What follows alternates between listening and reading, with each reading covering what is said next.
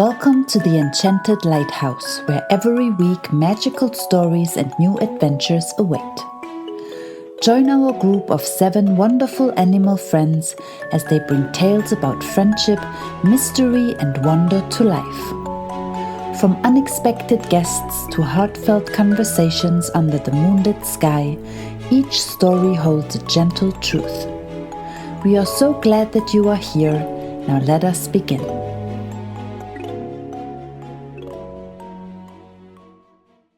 The visitors from the dragon's den. A strange shape in the sky. The morning at the Enchanted Lighthouse began with the soft gold glow stretching across Aurora's watch. Mist curled over the water like silk ribbons, and the air smelled of driftwood and warm toast, because Zoe was making breakfast. The friends sat around the table enjoying sea berry jam and Lumi's shimmering moonwater tea.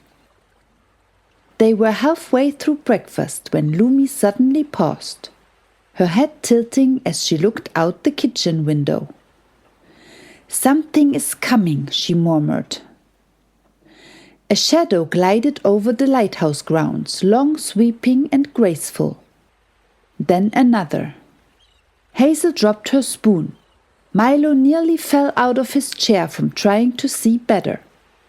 2 shapes circled above the cliffs, wings glinting like scales in sunlight. "Are those birds?" Seppi asked. "Not quite," Olivia said from her perch, her eyes wide. "Sky dragons, young ones." Theo stood, the soft glow around him warming. "Let's head outside, everyone."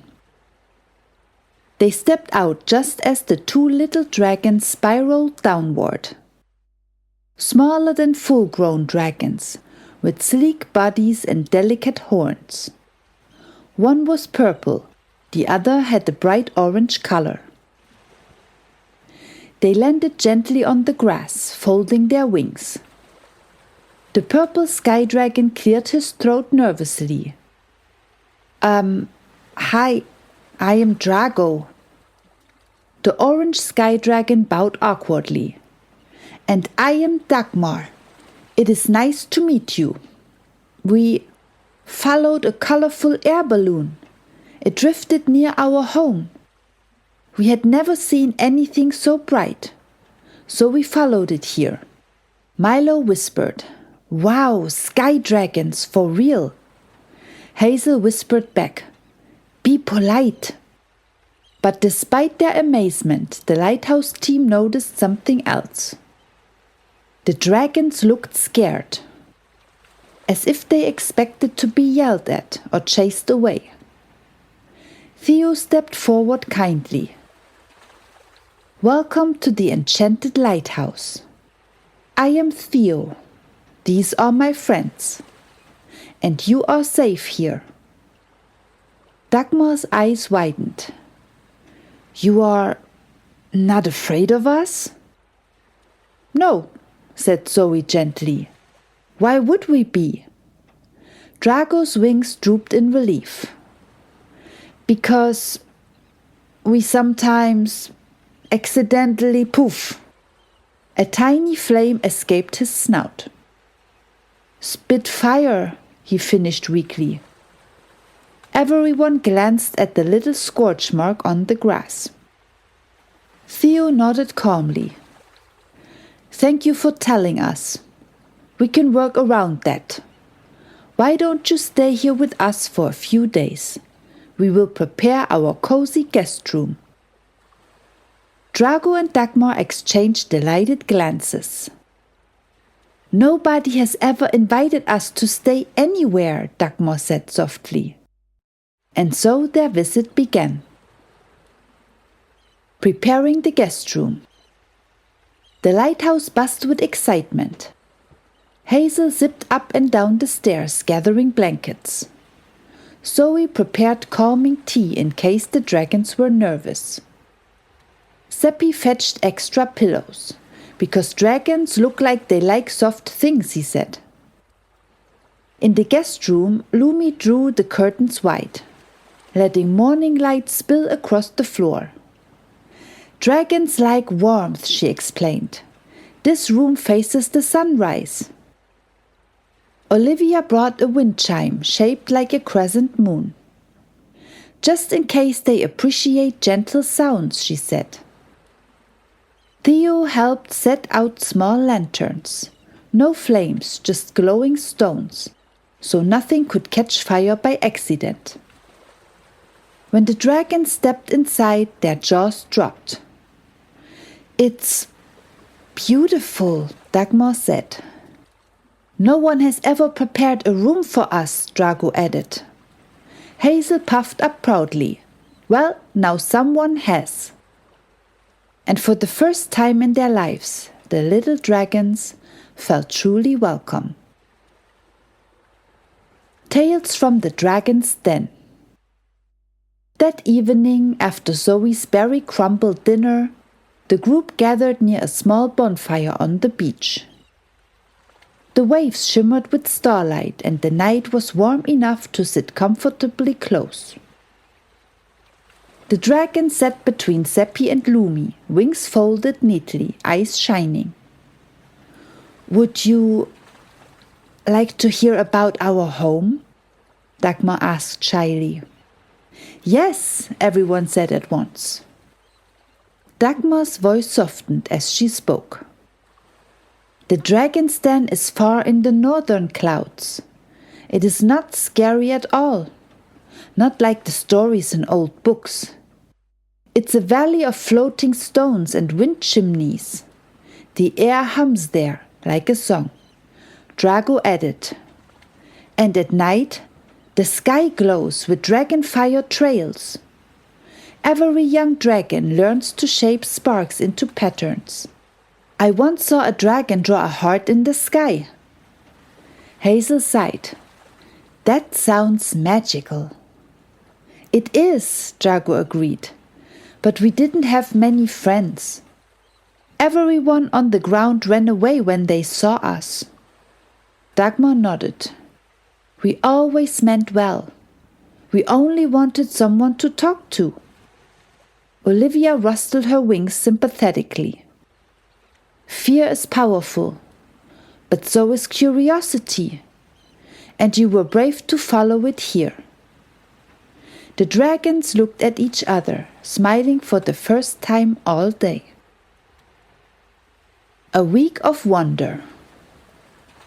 Over the next few days, Drago and Dagmar experienced life at the lighthouse with joy, and sometimes adorable clumsiness. On day 1, Hazel tried to teach them how to hang lanterns, but Drago accidentally sneezed a tiny flame and lit Hazel's tail ribbon on fire. Hazel shrieked, spun in circles, and Seppi put it out with a splash of water. Everyone laughed, Hazel included. On day 2, Lumi brought the dragons to the tide pools. Dagmar discovered she could warm the water with a gentle breath, and colorful tidefish swam up to her. On day 3, Zoe baked soft cloud cakes for the dragons.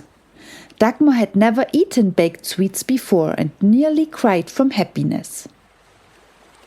On day 4, Milo and Drago tried making smoke rings together. Milo failed miserably, but Drago made perfect spirals that smelled faintly of cinnamon.